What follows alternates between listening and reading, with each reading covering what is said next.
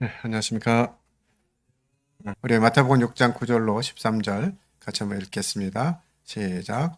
그러므로 너희는 이렇게 기도하라. 하늘에 계신 우리 아버지여, 이름이 거룩히 여김을 받으시오며, 나라가 임하시오며, 뜻이 하늘에서 이루어진 것 같이 땅에서도 이루어지이다. 오늘날 우리에게 일용할 양식을 주시옵고, 우리가 우리에게 죄 지은 자를 사하여 준 것 같이 우리 죄를 사하여 주옵시고, 우리를 시험에 들게 하지 마옵시고 다만 악에서 구하시옵소서. 나라와 권세와 영광이 아버지께 영원히 있사옵나이다. 아멘. 예, 이제 뭐 한두 번만 더 하면 외워지시겠죠? 잘 들었던 대로, 우리 묵상했던 대로 의미들을 생각하면서 이 주께서 가르치신 기도를 저희들이 암송하고 또 그 뜻하신 바대로 기도를 또 진실되게 할 수 있다면 우리에게 큰 유익이 있을 것이고 또 교회적으로도 큰 유익이 있을 것으로 기대가 됩니다. 주께서 가르치신 기도 계속해서 반복해서 묵상하시고 들으시면 좋을 것 같아요. 오늘은 이제 다섯 번째 청원인 우리가 우리에게 죄 지은 자를 사하여 준 것 같이 우리 죄를 사하여 주옵시고 라고 하는 문구를 가지고 말씀을 나누겠습니다. 마태복음 6장 9절부터 13절 주께서 가르치신 기도에는 이런 부분이 포함되어 있습니다. 산상수훈 중에 이 말씀을 하셨다는 거예요. 이 산상수훈은 우리가 계속해서 반복하고 들었던 것처럼 그냥 뭐 천년왕국 때 이루어질 일 이런 것이 아니라 하나님 나라를 살아가는 사람들에게 당연하게 일어나야 되는 모습으로 저희들이 공부를 해 왔습니다. 불가능한 것이 아니고 하나님이 허락하신 바대로 그 말씀 가운데 있을 때 이 산상수훈이 이루어지게 된다라고 하는 내용들을 저희들 계속해서 묵상을 했었고요. 결국 이것은 우리의 자신의 능력이 아니라 하나님과의 관계 속에서 하나님이 주신 능력으로 가능하다라고 하는 부분들을 또 살펴봤습니다. 이 기도에는 하나님을 향해서만 하는 것이 아니라 우리 생활의 필요에 대해서도 기도할 것들을 말씀하셨고요. 이것이 이제 우리의 삶에 어떤 영향을 미칠 것인가 하는 부분들을 이 기도는 가르쳐 주고 있습니다. 특히 오늘 이제 우리가 죄를 사해 준 것처럼 우리를 사해 주옵시고라고 하는 이 기도는 다섯 번째의 위치에 있는데요. 이제 전반부에는 하나님 중심의 부분들을 이야기하고 후반부에는 이제 인간의 필요에 대한 청원을 드리는 기도였는데 바로 오늘의 이 다섯 번째 청원의 내용은 하나님과 사람 사이를 연결하는 이런 연결고리에 위치해 있다라는 하는 특징을 좀 볼 수 있고요. 하나님과 사람 사이에 이 관계가 무엇이 중심인가 하는 부분들을 보여주고 있습니다. 우리는 주기도문을 통해서 계속해서 우리가 무엇을 바라야 하는지, 하나님께 간구할 때 무엇을 간구해야 하고 어떤 내용을 간구해야 되는지를 이 기도를 통해서 배워가고 있습니다. 중요한 것은 이 기도 안에 여전히 하나님 나라의 가치가 반영되어 있다고 하는 것이죠. 하나님 나라를 제외하고서는 이 기도가 의미가 있을까? 하나님 나라라는 개념이 빠지면 이 기도를 어떻게 적용할 것인가? 라고 하는 부분들을 생각해 보게 돼요. 매주 제가 매번 이 주기도문을 교제하면서 말씀드렸습니다만, 과연 이 기도의 의미가 깨달아졌을 때, 진짜로 이 기도를 할 수 있을 것인가? 담대하게 이 기도가 이루어지기를 구하면서 기도할 수 있을 것인가? 라고 하는 부분들을 고민하게 됩니다. 오늘 말씀도 마찬가지로 그런 고민을 불러일으키는 본문인 것이 또 확인이 됩니다. 이 원어적인 해석을 이렇게 보면 이제 오페일레마 아피에미라고 하는 이 원어적인 의미인데요. 오페일레마는 빛, 그러니까 선샤인, 이 비치는 빛이 아니고 채무를 말하죠. 그 빚이나 의무를 말하고요. 법적인 또 도덕적인 채무를 의미한다. 이 안에는 이제 하나님께 진 영적인 빚으로 해석하는 부분으로 볼 수 있고요. 아피엠이라고 하는 단어는 보내다, 풀어주다 라는 것이고 용서의 맥락에서 보면 떠나보내다, 놓아주다라고 하는 의미입니다. 그래서 이 단어는 적극적인 행위로서의 용서를 강조하는 단어이고요. 과거의 잘못을 완전히 없애는 의미의 단어입니다. 그래서 우리가 우리에게 죄 지은 자를 사하여 준 것 같이 우리의 죄를 사하여 주옵시고라고 하는 이 표현 자체가 어떻게 보면 되게 어려운 적용을 이끌어내는 기도인 것 같기도 해요. 그죠? 어떤 부분 때문에 그러냐면, 이 용서의 관계에 대한 개념을 생각해 볼 때 그렇습니다. 마치 이 구절은 우리가 먼저 용서하고, 그래야 하나님이 용서하신다는 말인가? 라고 하는 부분들로 이해될 수 있는 구조잖아요. 그 문장 구조 자체가. 하지만 이것은 우리의 용서가 먼저 해야 하나님이 용서하신다 이런 의미가 아니라고 하는 것 조금 이따가 좀 더 자세히 살펴보겠습니다. 하나님이 말씀하시는 용서와 관련돼서 우리는 자주 이야기도 하고 관계 속에서 우리는 피차 서로 용서해야 된다라고 하는 얘기들, 특별히 이제 교회 안에서 일어나는 여러 가지 과정 속에서 용서해야 된다라고 하는 말을 자주 하게 되죠. 네, 여러분들이 뭐 겪어봐서 아시겠습니다만, 용서가 쉬운가요? 어려운가요? 여러분들은 여러분들에게 정말 괘씸한 행동이나 말을 한 사람들에 대해서 용서가 쉽게 되시는가요? 예. 근데 우리는 주로 뭐라 그러죠? 그래, 형제가 용서해야 해. 자매가 용서해야 돼. 이런 말을 자주 하는 것 같아요. 네, 책임질 수 없는 말인 것 같습니다. 우리는 그 상처가, 그 아픔이 얼마나 큰지 알지 못하기 때문에 형제가 용서해야 돼, 자매가 용서해야 돼, 이런 말은 사실, 우리에게 주어진 권한을 넘어서는 말이 아닌가 하는 생각이 듭니다. 그런데 또 성경은 우리에게 용서하라고, 피차 용서하라고 권면하고 있거든요. 참 어려운 일인데 하나님은 왜 이렇게 하라고 하시는가 라고 하는 또 딜레마에 빠지는 것 같아요. 말씀을 들으니까 용서를 하긴 해야 되겠는데 이 마음 안에서 정리되지 않는 감정들, 해결되지 않는 이 아픔과 원망과 불평과 이런 것들이 잘 사라지지 않기 때문에 참 용서하지 못하게 되는 상태를 우리는 자주 경험하죠. 저 점이 나한테 갑자기 왜 저런 식으로 얘기를 하지? 이러한 모습부터 꼬리에 꼬리를 무는 또 특징이 있잖아요. 그런 말들은 왜 저런 말을 했을까? 내가 뭘 책 잡혔을까? 내가 뭘 잘못했을까? 왜 저런 말을 했을까? 이렇게 자꾸 이렇게 꼬리를 물고 가다 보면 더 원망이 또 불만과 또 분노가 커지게 되는 것들을 또 보게 됩니다.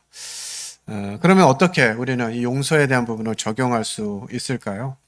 우리 마태복음 18장 23절로 35절에 있는 말씀을 통해서 이 용서와 관련된 부분들을 우리는 상고해 볼 수 있을 것 같습니다.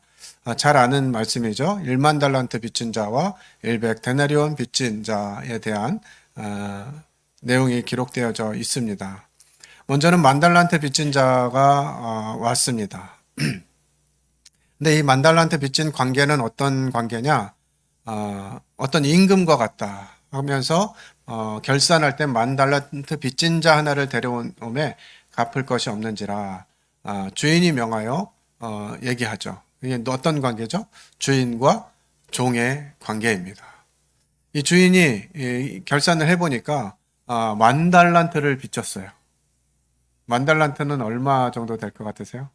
우리나라 돈으로 한번 불러보세요. 얼마?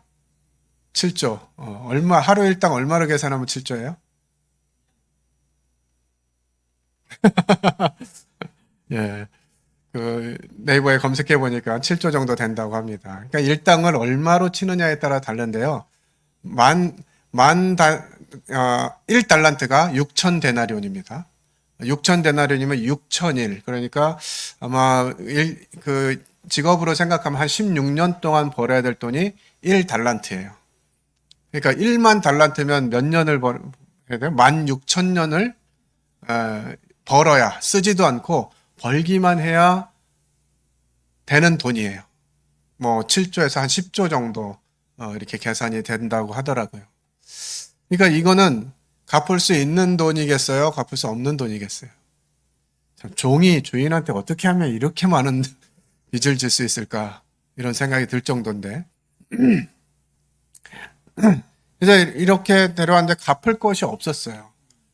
주인이 명하여 그 몸과 아내와 자식들과 모든 소유를 다 팔아 갚게 하라 하니, 그 몸과 아내와 자식들과 모든 소유를 다 팔아도 돼요, 안 돼요? 안 되잖아요. 뭐 불가능한 일이에요. 그러니까 그 종이 엎드려 절하며 이르되 내게 참으소서 다 갚으리이다 합니다. 아마 정신이 없으니까 이런 소리를 하지 않았나. 뭐 이 상황에 뭐 어떤 말을 할까 막 하다 보니까 다 갚겠습니다 이렇게 얘기하는 것 같은데, 이 말 자체가 요즘 말하는 어불성설이죠. 불가능한 일을 지금 하겠다고 하는 것이에요. 그랬더니 어떻게 하셨어요? 그 종의 주인이 불쌍히 여겨 놓아보내며 그 빚을 탕감하여 주었더니, 정말 어떤 주인인지, 종이 자신에게 10조가량의 빚을 지게 했는데 아마 그 종이 뭐 스스로 뭔가를 해가지고 이렇게 빚을 질 수는 없었을 것 같아요. 아마 어떤 관계 속에서 어마어마한 손해를 끼친 것이 아닌가 하는 생각이 드는데, 그것을 주인은 이제 불쌍히 여겨서 그 빚을 탕감하여 줍니다. 네. 참 놀라운 일이죠. 참 놀라운 은혜를 입은 이 사람이 나가다가 자기에게 100데나리온 빚진 동료. 100데나리온은 하루에 12만 원 치면은 1200만 원 정도 되는 돈이죠. 그런 사람을 만났어요. 그 사람 만나서 붙들어 목을 잡고 이르되 빚을 갚으라 하매 그 동료가 엎드려 간구하여 이르되, 이 두 사람의 관계는 뭐예요? 동료예요. 동료. 주인과 종도 아니고 동료 간에 있었던 일입니다. 간구하여 이르되 나에게 참아주소서 갚으리이다 하되, 뭐 1200만 원 정도면 뭐 어떻게 한 방에 갚기는 쉽지 않겠지만 그래도 뭐 조금씩 이렇게 해서 갚으면 충분히 갚을 수 있는 그런 금액이죠. 갚겠나이다 갚으리이다 하니까 했더니 허락하지 아니하고 이에 가서 그가 빚을 갚도록 옥에 가두거늘 그 동료들이 그것을 보고 몹시 딱하게 여겨 주인에게 가서 그 일을 다 알리니, 이 1만 달란트 빚진 이 사람이 100데나리온 빚진 동료를 자기가 받은 은혜를 기억하지 않고 갚게 하는 이와 같은 상황들에 대해서 주변 사람들도 보니까 이건 아니지 라고 하는 게 너무나 명확해 보였어요. 그래서 다시 주인에게 그것들을 알렸습니다. 그 주인이 그를 불러다가 말하되 악한 종아, 네가 빌기에 내가 내 빚을 전부 탕감하여 주었거늘 내가 너를 불쌍히 여긴과 같이 너도 내 동료를 불쌍히 여김이 마땅하지 아니하냐 하고, 이 주인이 이제 이 종을 악한 종이라고 표현합니다. 왜 악하죠? 뭐가 악한 거죠? 1만 달란트 빚졌을 때도 악한 종이라고 하지 않았습니다. 그런데 어떤 것에 대해서 악한 종이라고 그랬어요? 자기가 탕감받은 빚은 어마어마한데 그것을 기억하지 않고 동료를 불쌍히 여기지 않았다라고 하는 거예요. 그것에 대해서 주인은 악한 종이라고 평가합니다. 그런 일이 있자 주인이 노하여 그 빚을 다 갚도록 그를 옥졸들에게 넘기니라. 35절 같이 읽겠습니다. 시작. 너희가 각각 마음으로 형제를 용서하지 아니하면 나의 하늘 아버지께서도 너희에게 이와 같이 하시리라. 네. 이 산상수훈은 누구에게 하신 말씀이었죠? 먼저는 1차적으로 제자들에게 하신 말씀이었어요. 그 제자들에게 하신 말씀, 우리가 우리에게 죄진 자를 사하여 준 것 같이 우리의 죄를 사하여 주옵시고 라고 하는 기도를 드리라, 이 기도를 배워라 하고 가르치신 의도에는 하나님의 자녀들, 하나님을 믿고 하나님 나라에 들어온 사람들은 어떤 태도로 살아야 하는가 라고 하는 것들을 이 말씀을 통해서 보여주시는 것이죠. 네. 신약 성경은 이 죄를 빚으로 묘사합니다. 그래서 로마서 6장 23절에도 죄의 값은 사망이다 이렇게 말씀하시죠. 그러니까 죄를 빚으로 묘사하는 것이에요. 이 주기도문에 나온 죄도 빚으로 볼 수 있습니다. 우리가 죄를 지으면 하나님께 갚아야 할 빚을 지는 것과 마찬가지가 되는 것이죠. 그래서 이 죄 용서에 대한 기도는 빚을 탕감해 주시길 구하는 기도입니다. 이 관점으로 이 기도문을 다시 번역하면 이렇게 번역이 됩니다. 바른 성경이라고 하는 번역본인데요. 우리가 우리에게 빚진 사람들의 빚을 용서한 것 같이 우리의 빚을 용서하소서라고 번역할 수 있습니다. 이 우리말로 번역되어 있는 이 말씀에 좀 약점이 있는데요. 바로 순서예요. 이 기도문의 순서는 먼저 우리가 다른 사람의 빚을 용서해 준 후에 하나님께 우리의 빚을 탕감해 주시길 간구하는 순서로 되어 있습니다. 하지만 ESV 버전은 다음과 같습니다. Forgive us our debts. 우리의 죄를 용서해 주십시오. 어떻게 한 것처럼 as we also have forgiven our debtors. 발음이 좀 구려도 용서해 주시기 바랍니다. 이 두 관점을 합쳐서 죄를 빚으로 번역하고 원문의 순서에 따라 기도문을 번역하면 이렇게 할 수 있습니다. 용서하소서 우리의 빚을 우리가 우리에게 빚진 사람들을 용서하듯이. 근데 이렇게 봐도 마찬가지인 것 같죠? 우리가 누군가를 용서하는 조건을 충족시켜야 하나님의 용서를 받아낼 수 있다는 말씀으로 들리게 됩니다. 용서해야 용서받을 수 있다? 이렇게 생각이 되지만 우리가 방금 묵상한 마태복음 18장에 있는 말씀, 1만 달란트 빚진 자의 이야기를 통해서 좀 해답을 찾을 수 있는데요. 아까 살펴본 대로 10조 원쯤 되는 이 빚을 탕감받았었는데 1200만 원 정도 되는 빚을 탕감해주지 않은 이런 상황들에 대해서 말하는 것이죠. 이 말씀들을 생각해 본다면 1000만 원 빚을 탕감해 주었습니다. 그러니 제가 진 빚 10조를 탕감해 주십시오 라고 말하는 것과 같다고 생각이 되죠. 그런데 말이 안 되는 거죠. 할 수 있는 말이 아니에요. 거꾸로 한번 이 말씀이 그런 의도로 기록되었다라고 한다면 이 1만 달란트 빚진 자가 100데나리온 빚진 자에게 주인님 제가 저 사람 100데나리온 탕감해 줬으니까 제 10조도 탕감해 주세요. 이렇게 하라고 기도하라고 가르친 것 같다는 거예요. 그러면 뭔가 이 문제가 생기지 않겠습니까? 내가 용서했으니 하나님도 용서해 주세요. 이런 개념이 아니라고 하는 것이죠. 우리 주님은 근데 그렇다라고 말씀하시는 것 같아요. 이 주기도문 바로 다음에 나오는 말씀에도 그렇게 말씀하십니다. 너희가 너희에게 죄 지은 사람을 용서하면 하늘에 계신 너희 아버지께서도 너희를 용서하실 것이다. 그러나 너희가 남의 죄를 용서하지 않으면 너희 아버지께서도 너희 죄를 용서하지 않으실 것이다. 라고 이 세 번역엔 또 이렇게 기록이 되어 있습니다. 이 비유의 결론 부분에도 마찬가지로 표현되어 있어요. 너희가 너희 형제를 진심으로 용서하지 않으면 하늘에 계신 내 아버지께서도 너희에게 이와 같이 하실 것이다. 그러니까 계속해서 우리는 뭔가 이렇게 조건절의 모습으로 이 기도를 가르치신 것이 아닌가라고 생각이 되는 거죠. 그런데 용서는 용서에서 시작한다라고 하는 의미를 생각해 볼 수 있습니다. 우리 이 기도를 이해하려면 참 어려운 상황인 것 같지만 죄의 어원적인 의미 이거 살펴보면서 조금 힌트를 얻고자 합니다. 성경이 말하는 죄의 기본적인 의미는 관역에서 벗어났다는 뜻이 하마르티아라고 하는 단어인데요. 죄 관역에서 벗어났다는 뜻이에요. 하나님의 뜻을 벗어나는 모든 것이 죄입니다. 다시 말해서 형제를 진심으로 용서하지 않는 것도 죄예요. 따라서 우리가 누군가를 용서하지 않으면 또다시 하나님께 빚을 지는 셈입니다. 하나님께 빚을 탕감해달라는 기도, 죄를 용서해달라는 회개 기도는 용서하지 않는 죄를 용서해달라는 기도를 포함하고 있다고 하는 것이에요. 그래서 하나님께 다른 사람을 용서하지 않은 죄를 회개한다는 말은 다른 사람을 용서하는 삶으로 방향을 전환하는 것이에요. 이것이 산상수훈에 담겨진 목적입니다. 우리가 어떻게 원수를 사랑하고 오른 뺨을 때리면 왼뺨을 돌려대고 오리를 가자고 하면 십리를 가고 겉옷을 달라 하면 속옷도 내어주고 이렇게 할 수가 있어요. 인간적으로는 불가능한 일인 것처럼 보이는 것이죠. 그러나 하나님 나라를 믿는 사람이라면, 하나님 나라에 들어온 백성이라면 어떤 태도와 방향성을 가지고 살아가야 하느냐는 것이에요.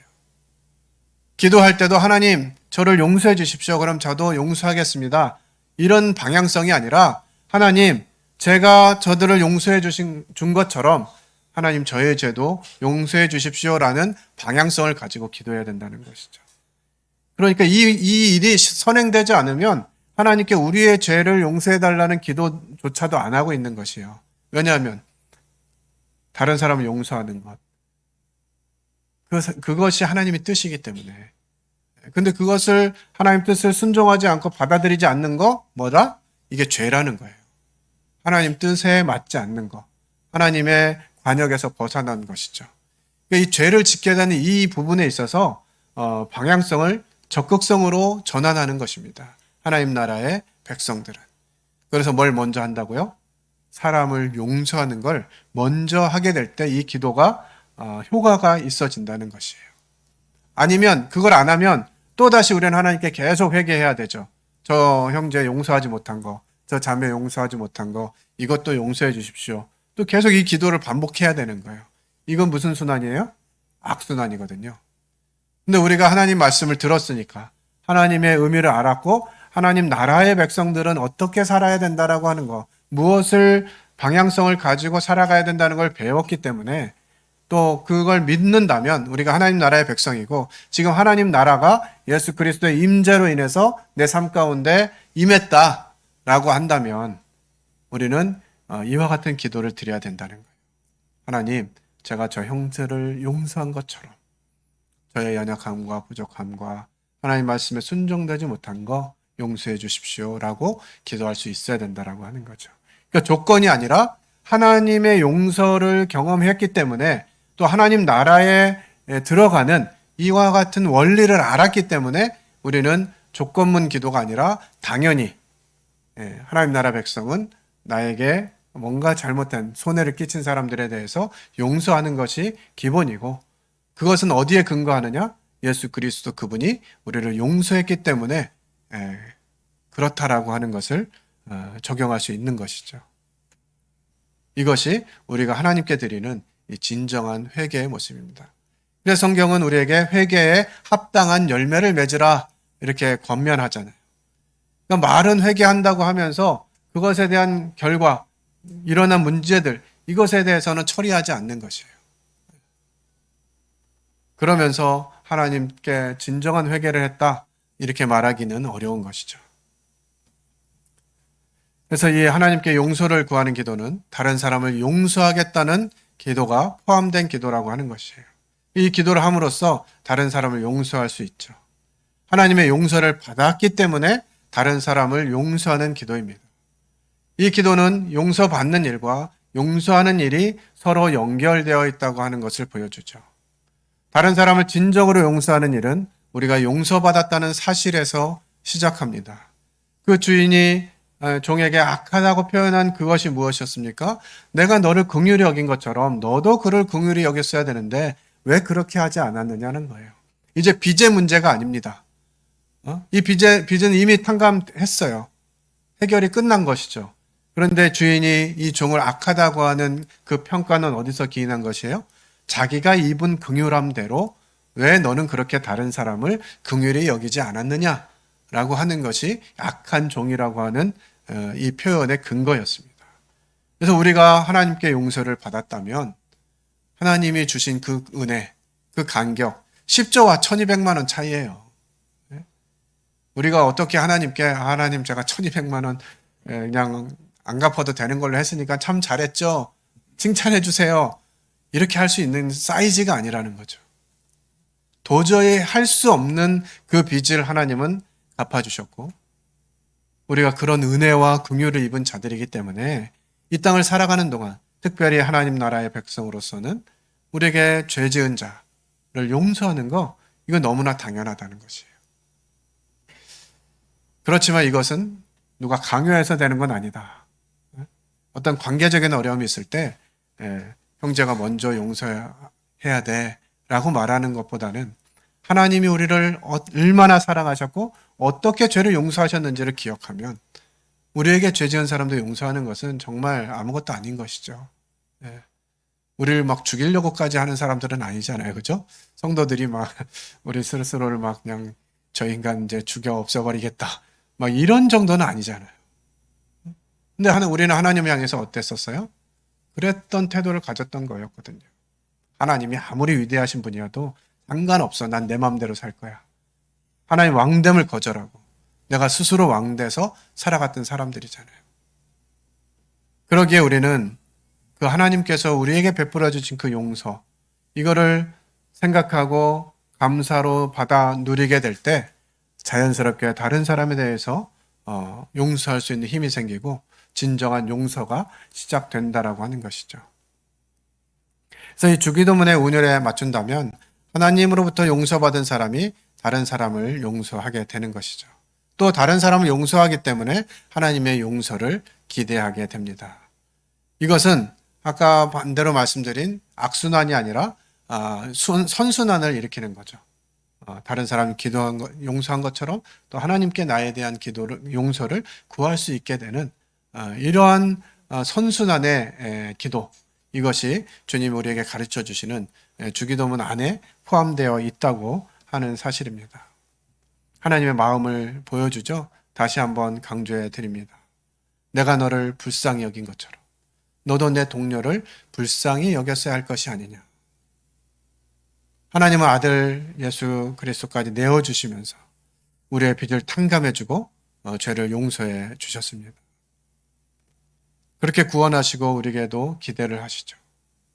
다른 사람을 불쌍히 여기게, 다른 사람의 죄를 용서하게, 다른 사람의 빚을 탕감해 주시길 바라시는 것이죠.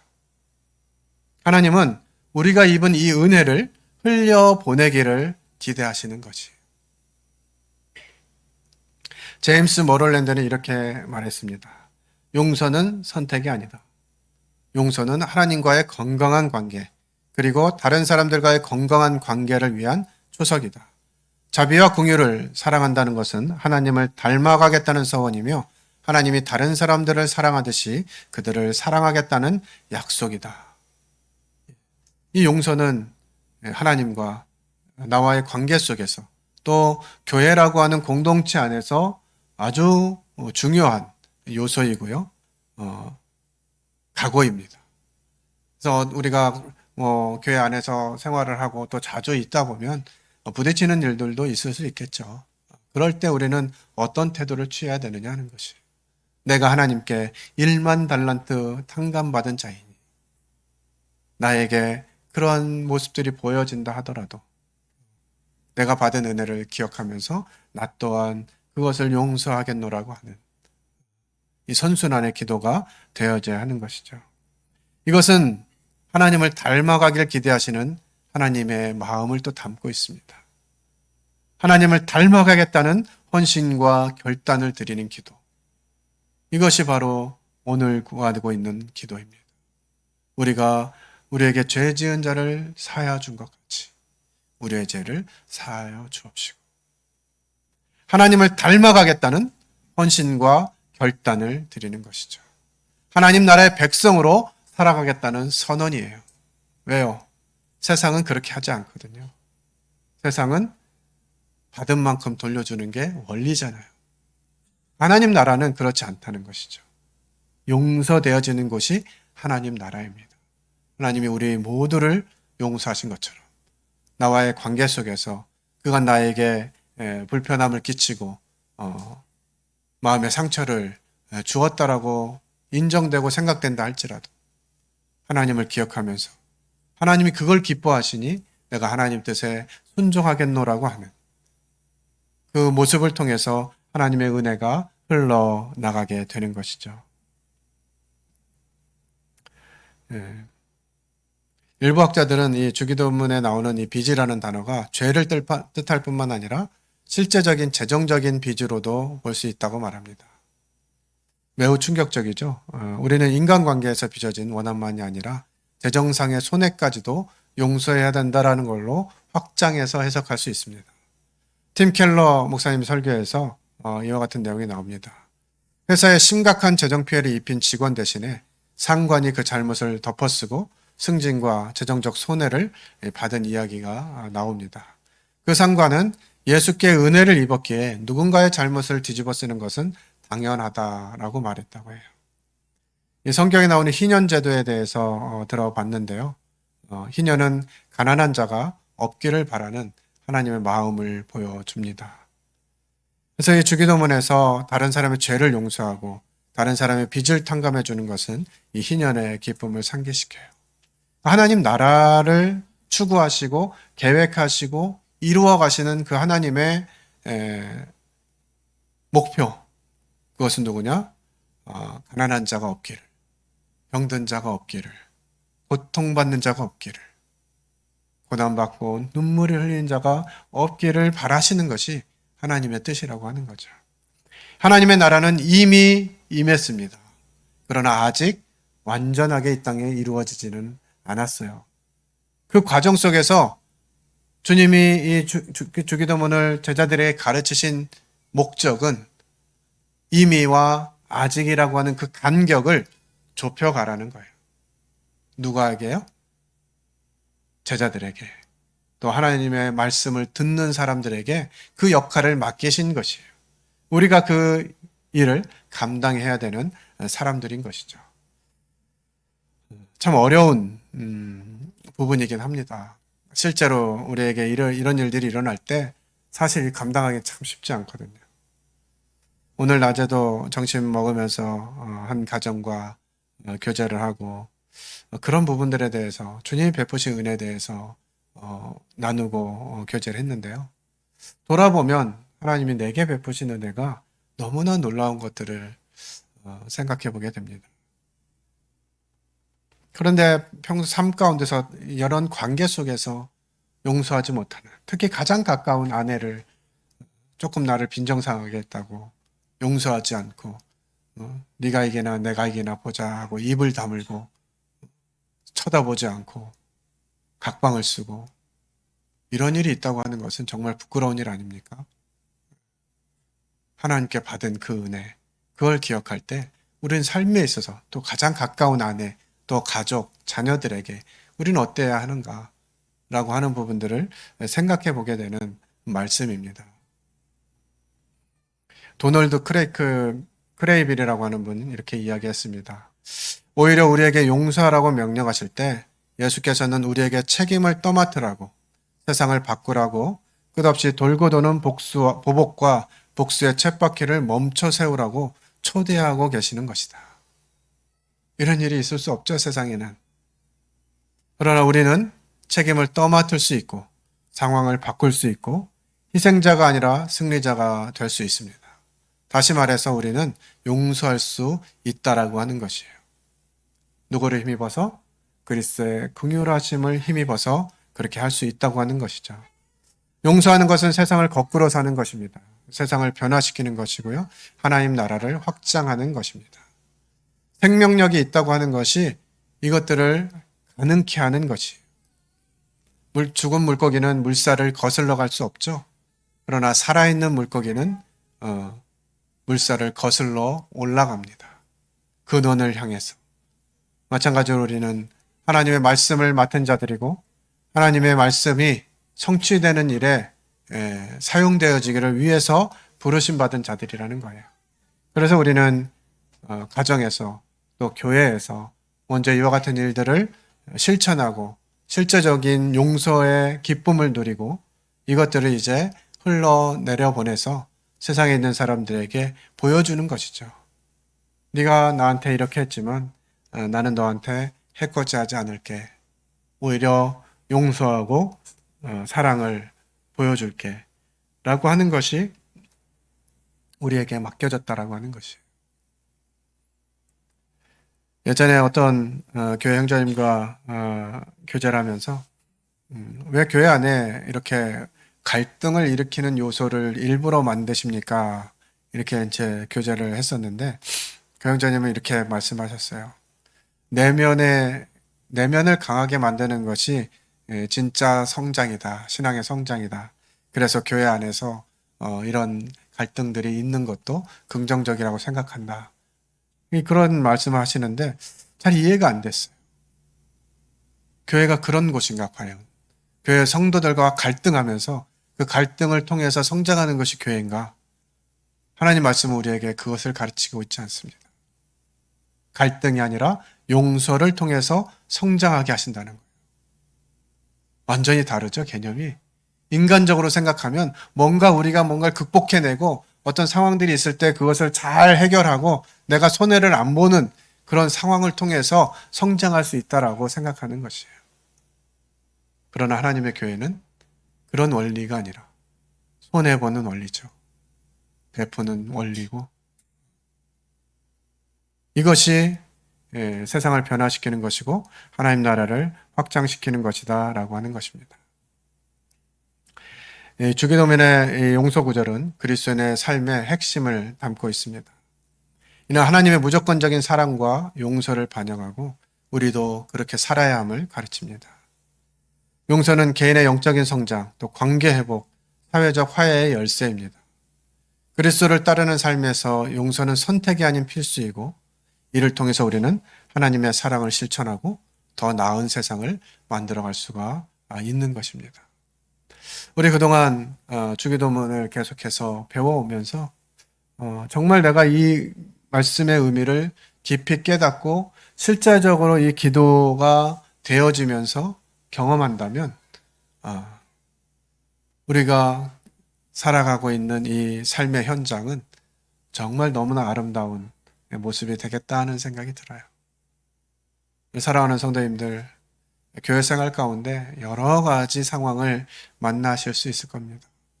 때로는 어떤 불편한 상황을 맞이하게 되기도 하고요. 그것이 개인적으로 큰 아픔과 상처로 오게 되는 경우들도 있습니다. 그럴 때 우리는 사람과의 관계 속에서 원리를 따지는 것이 아니라 하나님은 나에게 어떻게 하셨는가? 그리고 그런 은혜를 입고 긍휼을 입은 자로서 나는 어떠한 태도를 보여야 될 것인가 하는 부분들 먼저 생각한다면 우리 안에 부딪힘과 갈등이 일어날 수는 있지만 그것으로 인해서 하나님이 하나 되게 하신 것을 무너뜨리거나 교회가 어렵게 되는 일들은 없을 거라고 생각이 돼요. 그러니까 누가 먼저 할 것 없이 우리 각자가 하나님께 받은 은혜와 긍휼을 기억하고 성도들과의 관계 속에서 그와 같은 긍휼을 얻은 입은 이 비탄감 받은 기쁨을 또 나눌 수 있는 이런 관계들이 되어지기 원하고요. 정말 어떤 상처받은 사람들이라도 또 세상에서 소외되고 힘든 그런 경험들을 가지고 우리 교회 가운데 들어왔을 때 이 하나님의 따뜻한 사랑과 은혜를 경험되어지게 되는 그것으로 녹아내려지고 하나님의 은혜를 입게 되는 저의 역할이 되었으면 하는 바람이 있습니다. 2024년 이제 한 해가 마무리되고 있고 저희는 이제 한 주 지나면 또 2025년 한 해를 또 새로 맞이하게 되는데 정말 하나님의 말씀 이것이 우리를 가르치고 인도해 가기를 구하는 마음이 있습니다. 제가 엊그저께 성경 통독을 계속해 가면서 놀라운 사실을 발견하게 됐습니다. 제가 지난번에 말씀드릴 때 4독하고 5독을 다 못 마치고 구약 성경만 읽고 끝날 것 같다 이렇게 말씀드렸잖아요. 근데 제가 1년 동안 읽는 1년에 1독 하도록 그 범위를 정한 그 프로그램에 어떻게 입력을 했냐면 구약 1번, 신약 2번, 신약 2번 이렇게 설정을 해놓고 성경을 읽었더라고요. 그러니까 신약 성경을 한 번 더 읽어 놓은 거예요. 그래가지고 이제 구약만 마치면 5독을 완성할 수 있게 돼가지고 얼마나 기뻤는지 몰라요. 목표를 했었는데 이게 다 못 이루는구나 이렇게 못내 아쉬웠었는데 그 완독했습니다 하고 그 내용에 나오는데 구약 1번, 신약 2번, 시편 2번 이렇게 기록이 되어 있더라고요. 그래서 얼마나 기뻤는지 몰라요. 주님이 은혜를 베푸셨다 생각이 들고요. 올해 한번 해보니까 그냥 매년 5독은 기본으로 해야 되겠구나 하는 생각이 좀 들었습니다. 물론 이제 뭐 차에 다니면서 막 듣기도 하고 아마 이러면서 이제 흘러들은 말씀도 있고 하긴 하지만 계속 5번 정도 들으니까 성경에 어떤 내용이 있구나 이런 것들이 이제 쉽게 생각이 나고 그 말씀 어디쯤 있었지라고 하는 것들이 이제 좀 자주 생각이 나면서 어떤 말씀을 가지고 교제하고 말씀을 적용하고 또 해석할 때 어떤 말씀인지 이런 부분들을 풀이하는 데는 큰 도움이 된 것 같아요. 우리 성도님들께서도 이와 같은 하나님 말씀이 우리 안에 풍성히 거해서 지난 주일에 감사함을 넘치게 하라고 말씀드렸던 것처럼 감사뿐만 아니라 하나님의 뜻이 무엇인지 계속 묵상함으로 그 뜻을 이루어드리는 저희 군포 중보교회 성도들이 되기를 축복하고 기도하도록 하겠습니다. 기도하고 마치겠습니다. 아버지 하나님, 다 갚을 수 없는 이 죄의 값을 아들 예수 그리스도를 통해서 갚아주시고 빚 없다 말씀하실 뿐만 아니라 하나님 안에 있는 놀라운 보화들을 그 기업들을 우리들에게 상속으로 주시겠다고 약속하시는 참으로 놀랍고 크신 은혜의 하나님, 긍휼의 하나님께 감사를 드립니다. 어찌 저희가 이와 같은 놀라운 은혜를 입게 되었는지 이 사실을 늘 주목하게 하시고 세상을 살아가는 동안 또 교회에서 함께 교제하는 동안에 참 이런 일이 없을 순 없겠지만 이런 일이 있을 때 그리스도께 받은 용서와 긍휼하심을 근거로 다른 사람을 용서하고 다시 하나님께 이 회개의 열매를 가지고 나아가는 저희들이 되기를 원합니다.